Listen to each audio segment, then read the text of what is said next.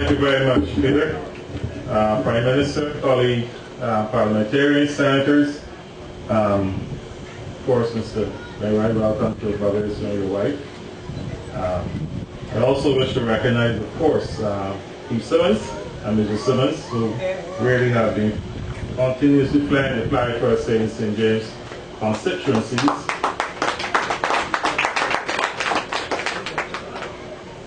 Friends and family, and of course to all of those following us on the internet via King DLP Live website. Good evening to all of you. I come here this evening with great joy in my heart to give full support and endorsement to dear friend, political comrade, and their constituent of mine, Harry Husbands. First, I want to start, Harry, by asking you publicly to vote for me again. You're going to transfer. You can't transfer now. Here. When after George Payne did it last election, and I urge you, that's the only thing you must have in common with all those gentlemen. But you have heard stern words of endorsement coming from a dear friend here in St. Lucia about Harry, and there's very little I can add to it. I really wish to fully endorse all of your sentiments about Harry Husbands. He's certainly a very, very committed and very dedicated individual to the cause, whatever cause it is. Once Harry is determined and certainly sees the wisdom in any activity, you can rest assured that he literally and figuratively puts his teeth into it and will not let go until he's accomplished whatever he wishes to accomplish. You talked about Harry laughing his whole body. I think that's a reflection of the passion he has for whatever he's endeavoring in. And I certainly have seen that. There are times when he and I have come to very high words, so I think we're quite similar personalities, even though I tend not to laugh with my whole body. But one thing is abundantly clear: when the dust is settled, you have to certainly respect Harry's passion for his endeavors. And certainly he's a fearless individual. Harry, you are actually already the MP for St. James North.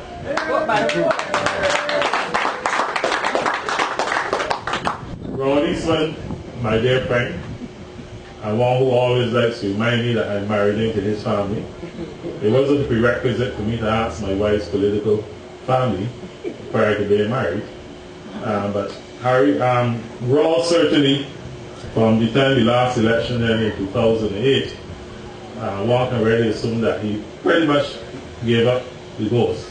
He has been certainly one that I respect very, very much in Parliament, listening to his contribution to national development. And I therefore wish at this point to wish Ron Eastman all the best in his future endeavors, good health prevailing as well. And also to thank him for endorsing Harry Husbands as his replacement here in St. James North.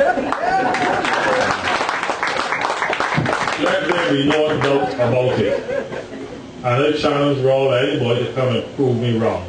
Raul Eastman has endorsed Harry Husbands as his replacement here in St. James North. I know that will draw the ire of, you find me right against me? Yeah, Mr. Hickson. I know my parents always told me if you don't have anything good to say about anybody, say nothing. So I finish it. But I certainly want to publicly thank Raul Eastman for his support for you, Harry, here in St. James North. Mr. Husbands has always and also been known as an outstanding teacher, trade unionist, and also one who was involved in the leadership and direction of the private sector, the employers group in Barbados as well. So Harry comes to you here in St. James North, and certainly the upper echelons of the Democratic Party, as one who has walked the walk, one who hasn't just talked, but he has worked hard, he has proven his worth. There's no doubt about his commitment to the people of St. James North, to this country and to this region. And certainly I am very, very happy to have Harry as part of the Democratic Party team, especially here in St. James.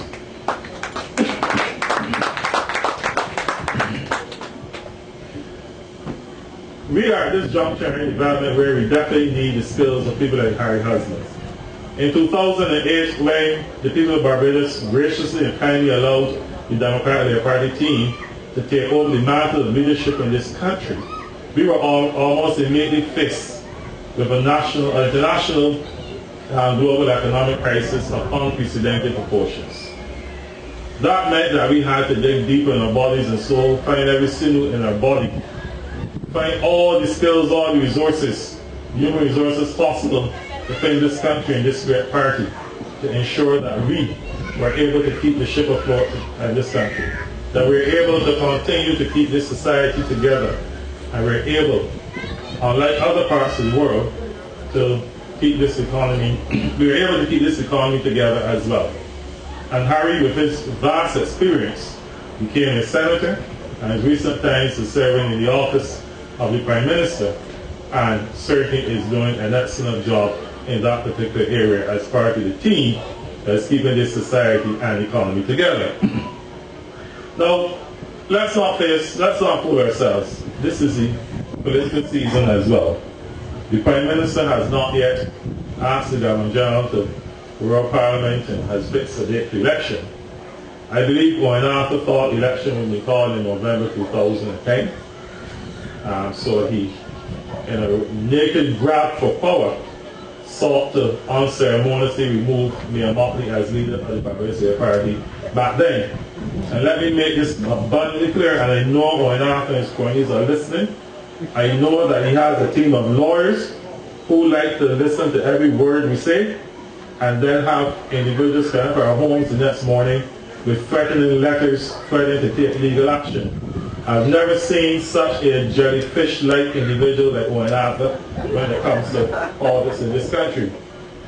But going after, and I will never ever forget it for this, and you'll never find this kind of characteristic in someone like Harry Asmus. Mr. Arthur became aware, obviously in a very clandestine manner, of the terminal illness of David Thompson. Did not seek to express sympathy, did not seek to empathize with the Thompson family or with the country, but almost immediately set about to ensure that Mayor Motley would be removed as leader of the Barbados Party. He felt this was his moment in time to get back to the office of Prime Minister. I make no apologies for that. That is exactly how I feel about when Arthur's conduct since then. His interest lies in only one thing: occupying Bay Street. There are places on Bay Street I would like to occupy, but it's not nice. Not going to do. And all respect for Prime Minister. But seriously, we were faced, and we've been faced in the last 2.5 years with some major challenges around the world that has impacted upon this small open economy like Barbados. And I don't need to repeat them all again. But you look at all of our major trading partners, United Kingdom, that have provided 40% of our tourist market. Today, the United Kingdom is pretty much still in a deep recession. You look at what's happening in the United States of America. Yes, in the threshold of election in a few days, but they too have been facing the major challenges. You come closer to home. I believe St. Lucia continues to grapple with unemployment as in the 20s.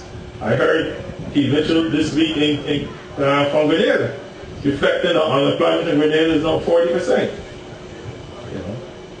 When you look at what's been happening all around the world and certainly all of our major trading partners in the Caribbean, we have to accept that Barbados, under the leadership first of David Thompson, and not only the able leadership of Colonel Stewart, has been doing an excellent job. Right back. Oh, hold on, man. You can repeat that because repeat that. I just want to make sure my voice can carry. Yeah. But I just want to make sure the mic is on and there's no mistake again.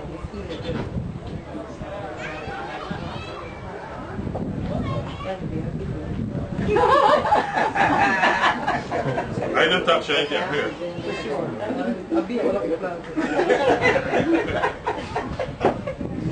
Happy the jokes? But let me keep going wisely and get the technical things together. But I wish to repeat that. That under the able leadership first of the late David Thompson, And now, under the strong, decisive, and able leadership of Founder Stewart, this democratic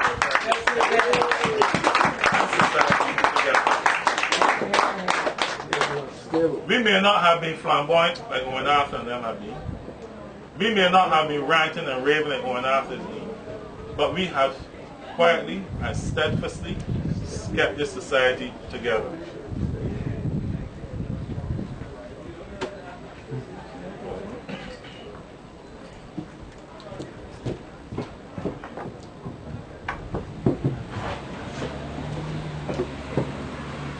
I want just in the few minutes allotted to me to reflect on a couple of things that's been happening in recent times. And these are very serious things. As we will be asked perhaps in the weeks and months ahead to reflect soberly on the way forward for this country. I urge you, members of this Democratic Party and the wider Barbadian population, not to be caught up with the lot of bigotry that is coming from the Barbados Party. I could not believe my ears last Sunday when I heard what came from the Barbados Party meeting in Queen's Park, Seychelles, a place, by the way, that can only accommodate 400 individuals. So you know this massive crowd that they have here.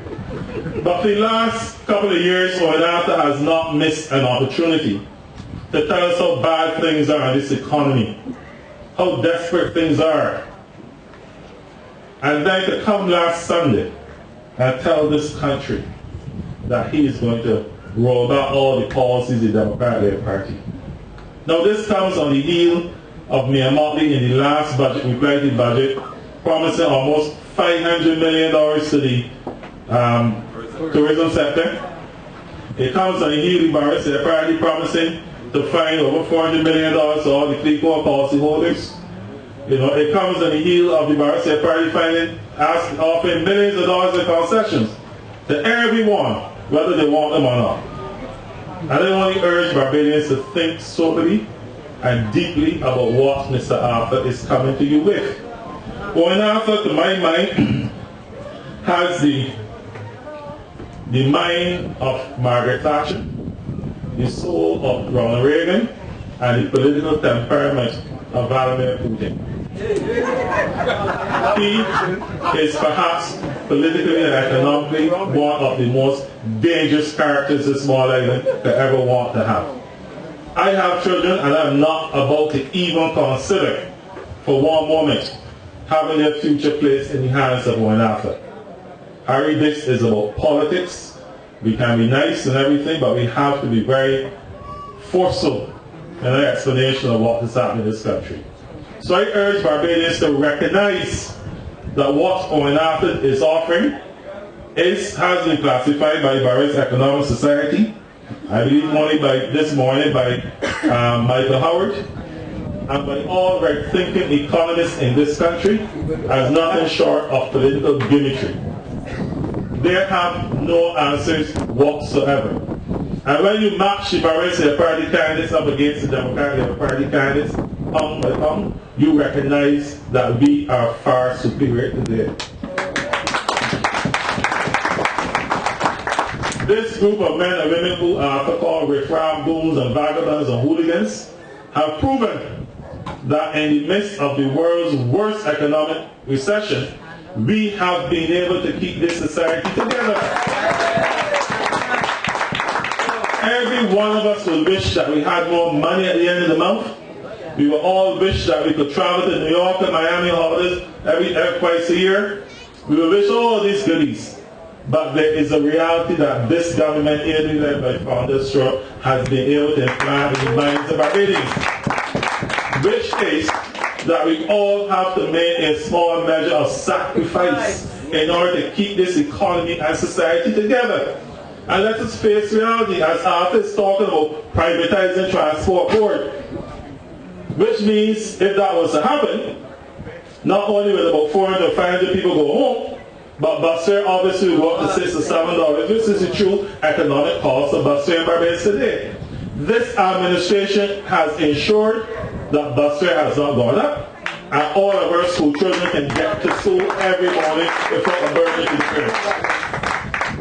As Arthur is talking about all these concessions and giveaways, we have become able to provide the most aggressive and progressive housing programs in this country. As Jerome Doolittle Walker from Passat Folk declares his word modest, I keep a lot of noise and criticizing QEH and this government, joined by Arthur, who 2 years ago was saying no new hospital. Then when we decided we would build a new hospital, he said, well, that was always their plans. I know he came a few days ago and said no to a new hospital again.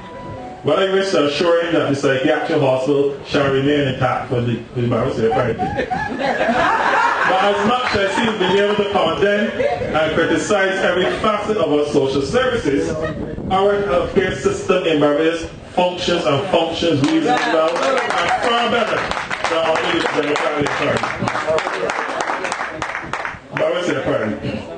Well, my time is short, and I just really came here to say a few words of endorsement to Harry, but I really couldn't leave without throwing a few punches the way of my constituent going out. I know he would still vote for me, but he classified the candidate that he said is in doing so as an individual, as the personality of a cardboard box. Not me. But one thing I'll tell you this, and Mr. Prime Minister, we really have to ensure that we develop our efforts and leave no stone unturned in this country. When I could see the Barbados Party last weekend giving the highest award in the Barbados Party to a leader of the Democratic Party, I appreciate it. If I ever had to tell one after all the things that my master told me about him, they won't speak to one another. But that is what the Barbados Party is about. They're able to put in here, rake in there, everything, as long as they can win a government. That's all they focus about. We care about the people of Barbados. We are here to serve you. Harry Husbands is here to serve you. And all I can ask you to help the people of St. James North, whenever the bell rings, whenever polling day is, to go out in your masses and help us to get Harry Husbands there as your duly elected parliamentary representative. Thank you very much.